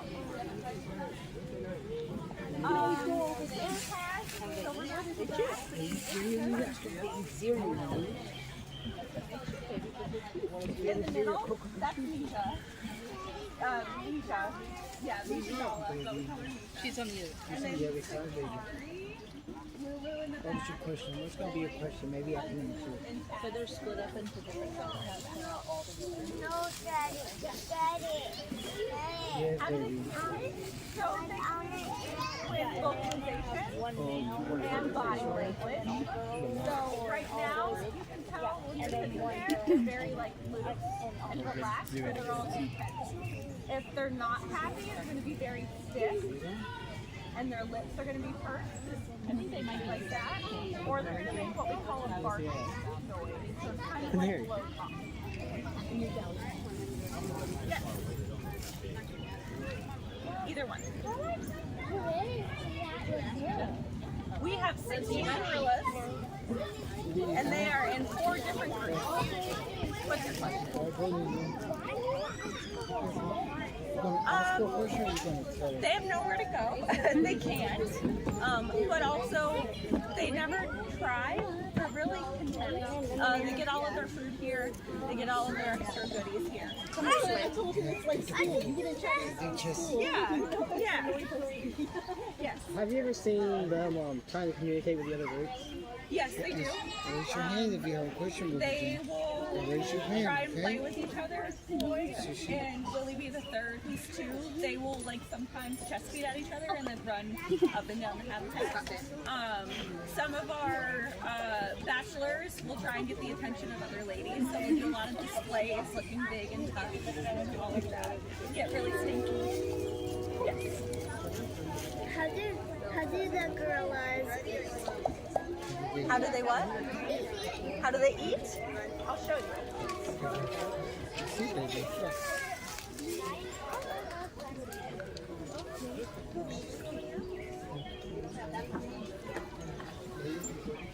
Oh, we got carrot crunch. So they take bites out of their food just like we do. And they have very big teeth, so they're canine teeth. This corner tooth is about that big. It's about 1.5 inches big. And then they also have a very strong bite force.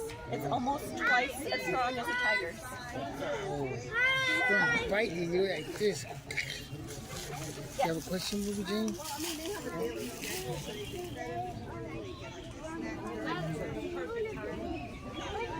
Okay, you done, Lily? Let's go. Okay, well, baby, you have to raise your hand. Oh, you know? However, on that other habitat, you can go in that magnolia tree and they let you climb there. So we'll rotate which habitat. Let's see, I have a question. She has a question.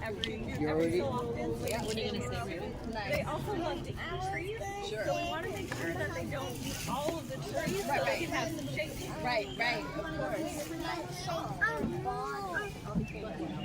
do they shake their body? How do they shake their body? Where's the girl gorillas? So we have a few in here. So we have six. But I'm gonna tell. Yeah, you can. Right there in front of the tree. And then Leisha right in front of me. She's a girl. And then right behind her is Lulu. It's Lulu. You hear? She And said then we have Lulu. Kudzu over here. And she's a girl. Is your buddy Daddy, I want to get down. Your buddy. Okay, you go walk. You can't see if you do. What was your question? Libby, you already asked a question. You let Ruby do it, okay? Yes. Okay, but she's about to ask your question. Answer your question. They do eat. What? Rocks? They do not eat rocks. But they like to play with rocks. Raise your hand, Ruby. Like gray, but the Georgia red clay. Yeah. So if you go, they're right up front. So like if you go see African elephants anywhere else, more than likely they're going to be a lot more gray. So like when Titan joined Look us, at his waterfall. Look at his waterfall. oh yeah, That's so cool. yeah, I was like photo op. I know, like perfect opportunity. No, I've been telling people if Masholo is eating, he is giving you a photo op. He is. Come on, Machado. He is a poser. Mama! Mama! Look at the waterfall. I see that. She has her own interest, listen, in everything, okay? Not just everything.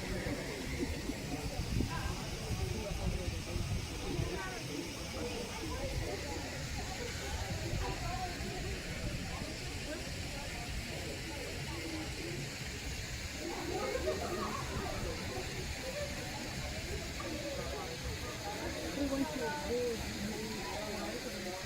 and they had the red clay too. So this is the show.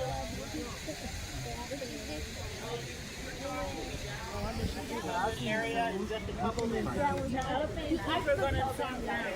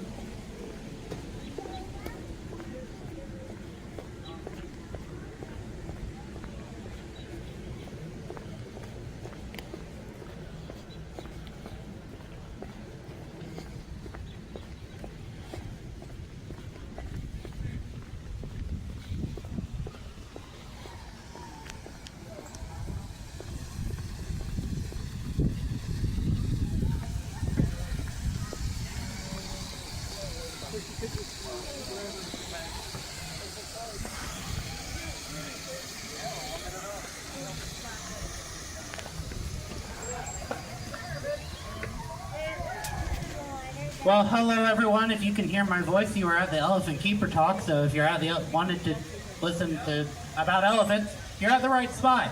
My name's Caleb. I'm one of the elephant keepers here at the zoo. I'm joined by Alejandro.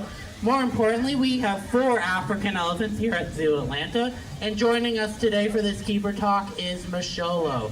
Masholo is our 37-year-old African elephant. He weighs about 11,000 pounds. We do have 2 females and 2 males. Our two females are Kelly and Tara. They are both 43 years old. And then we have two males, as I said, Masholo. And then behind Masholo, that is Titan. Titan is our 17-year-old male. Titan came to us in 2025, in January. He came to us from Sedgwick County Zoo in Wichita. Masholo came to us in 2019 from San Diego Safari Park. Now, Kelly and Tara, they've been here a long time. They've actually been here since 1986. So if you grew up coming to the zoo, you probably saw Kelly and Tara. They are African elephants. The easiest way to tell they're all African elephants, check their passport. They were all born in Africa. Unfortunately, for different reasons, they were all conservation rescues. Kelly and Tara, our two females, were orphaned in Africa when they were very young and brought to the United States for a second chance at life. Masholo and Titan are really cool conservation rescue stories. They're both from the same region of Africa. It's formerly called Swaziland. Now it's called Eswatini or Eswatini. And in different parts, for example, in Masholo in the early 2000s, there was a region of Africa in that Eswatini land where there were too many elephants in a very small space and they were actually out competing other animals. And so the government was going to, what we call cull or kill, a large group of them in order to thin the herd. Masholo was one of the 11 elephants that was actually chosen to come to the United States for a second chance at life. He originally spent 4 years at Zoo Tampa in Florida, and then he went over to San Diego Safari Park in California.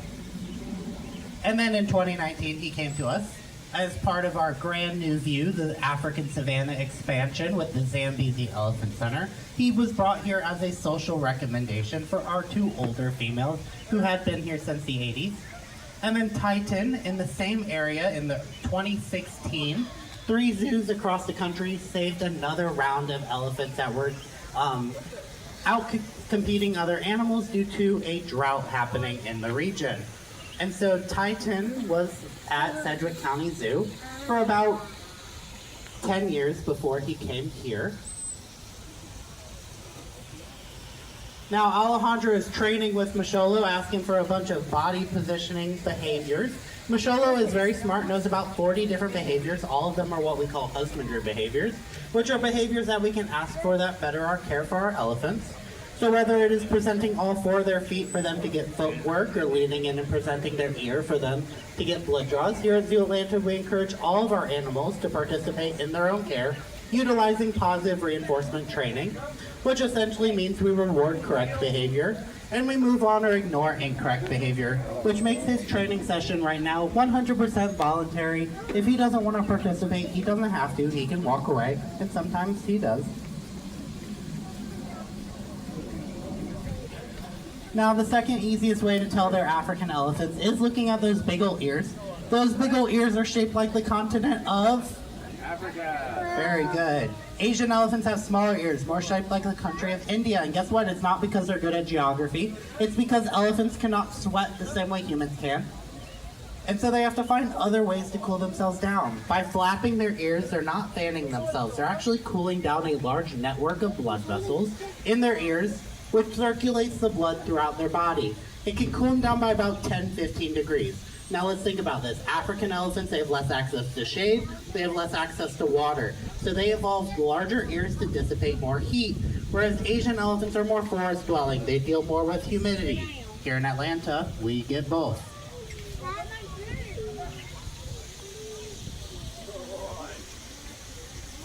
Now some other really cool adaptations of elephants is obviously their big old trunk. That trunk is the fusion of their nose and upper lip that has been elongated. There are more muscles in an elephant's trunk than the entire human body. They can pick up something as small as a Cheerio, as flat as a tortilla shell, or as breakable as a Dorito chip without any issues. They can also push over trees and pick up logs as well. So there is a lot of strength and dexterity to that trunk. That trunk is their nose, so you'll notice there is a septum that separates the left nostril from the right nostril, and that goes up the large majority of their trunk. Now, a lot of kids like to ask me, how do they drink water? Do they use it like a straw? That is like us drinking out of our nose. We cannot do that. What an elephant does instead is it will suck the water up into their trunk and then blow it into their mouth, boogers and all. So an elephant trunk can hold about 5 gallons of water, so they drink about 50 gallons throughout the day. So it's really important that they have constant access to fresh water. And so here at Zoo Atlanta, we have 13 water drinkers around our entire facility, and that does not include our 3 water habitat features. So that could be our splash pad, our pools, and stuff like that. And so our elephants are constantly drinking fresh water. In addition to drinking the fresh water, they love throwing that water onto themselves to cool themselves down. Like I said, they can't sweat, so they have to find other ways to cool down. And so you'll notice Masholo's pretty wrinkly. They're actually born wrinkly. And here in Elephant World, we embrace our wrinkles because wrinkles increase surface area on your body. And so by throwing dirt and mud and water onto their skin, they can kind of seep into those wrinkles and cool them down. Now, when you close your eyes, think about an elephant. You grow up thinking of an elephant. What color do you imagine an elephant to be? Gray. Now, open your eyes. What colors would you say our elephants are? Red, brown, pretty much not gray. Now, does anyone have any guesses to why we have red elephants? Yes. They throw dirt on themselves. And here in Georgia, we have that red Georgia clay. Now, I don't know about you. How many of you enjoy going hiking and when you get home, your legs are a little red from the red Georgia clay? Happens to me all the time. No matter how much you scrub it off, it's still there. Our elephants are the same way. No matter how much we rinse them off, wash them off, pressure wash them, fire hose them, they will stay that red color unless they change environment because it has stained their skin. So you'll notice our rhinos are a little red, our elephants are red, and it's because of the environment they live in. Masholo and Titan, when they came to Zoo Atlanta, were a beautiful gray. Took about 2 weeks before they became red. It does not take long at all. I like to describe it. How many of you enjoy eating Cheetos or Doritos? How many of you eat them out of the bag? There's no shame here. How many of you look at your fingers and you're like, oh, I turned red? Now imagine living in the Cheeto bag. Welcome to Atlanta. Now as we come to the end of our Keeper Talk, we are happy to answer all your elephant-related questions. Feel free to come on up. Alejandra and I will be hanging out for just a little bit. I do specify elephant-related questions because we are horrible at life advice. So, have a great day. Thank you all so much for coming. And if you have any questions, come on up. We haven't bitten anyone today. You could be the first. Good afternoon, everybody. Welcome to the Smart Express. Welcome to the last turn ride. There's 3 rules before we start this turn ride. There's no eating or drinking. If you have snacks or drinks, please put them away. Number 2, keep all arms and legs, all limbs inside the train at all times. And last but not least, when we come back to the station, please don't get off the train until you hear the whistle. And also the carousel is closed for today. And I'm going to pass it over to our friend Skylar.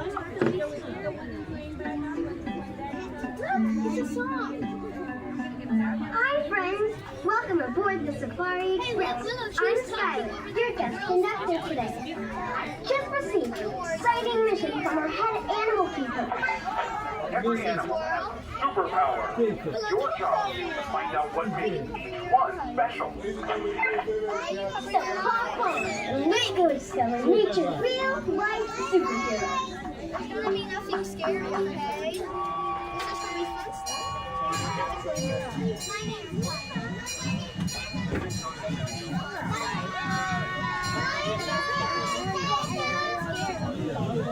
Yeah, and not turn on the purple lights, or like they forgot to turn it on because it's late. Because it's late, they accidentally put it on. There's fortunately a orangutan.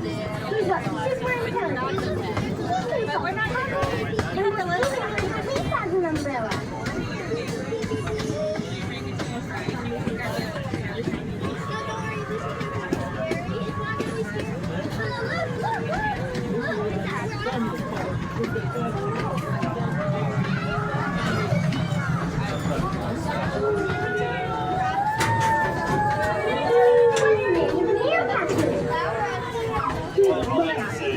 Super observation skills.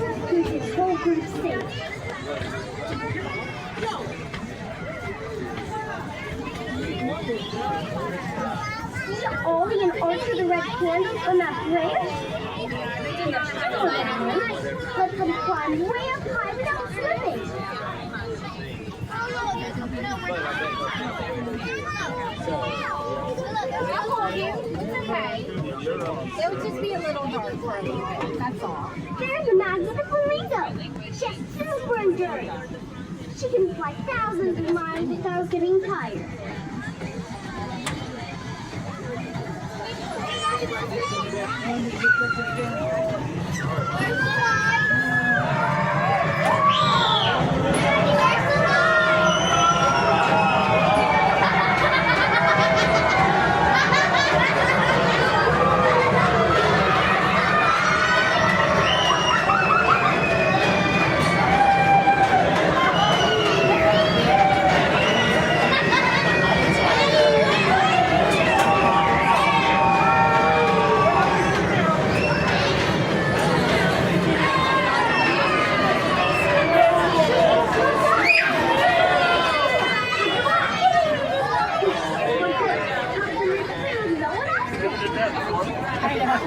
I thought it was going to be lights in it. Normally there's like circle lights and like I think it's after hours and they just forgot to turn it back on. There? Yeah.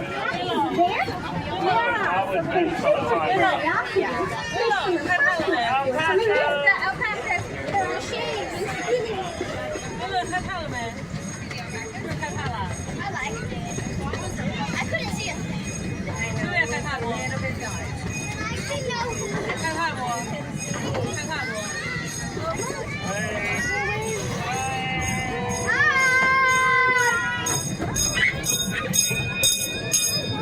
Here's the piggies. No! They're both cute. They can call and see their pride from miles away.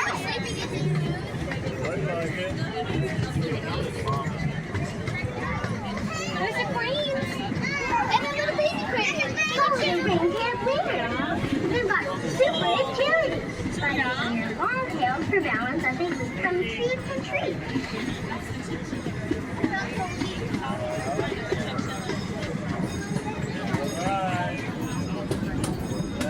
Head home, okay? Hands in, Boo. You're going to lose the finger. Oh, wrong with the river on. They're super cool. They fish, swim, and play together all day. Wow, we've met so many animals today with immense talent. It's incredible how each one uses their superpower to thrive in nature. What makes me wonder, what's your superpower? Whatever it is, your special skill matters. Just like the animals we met today.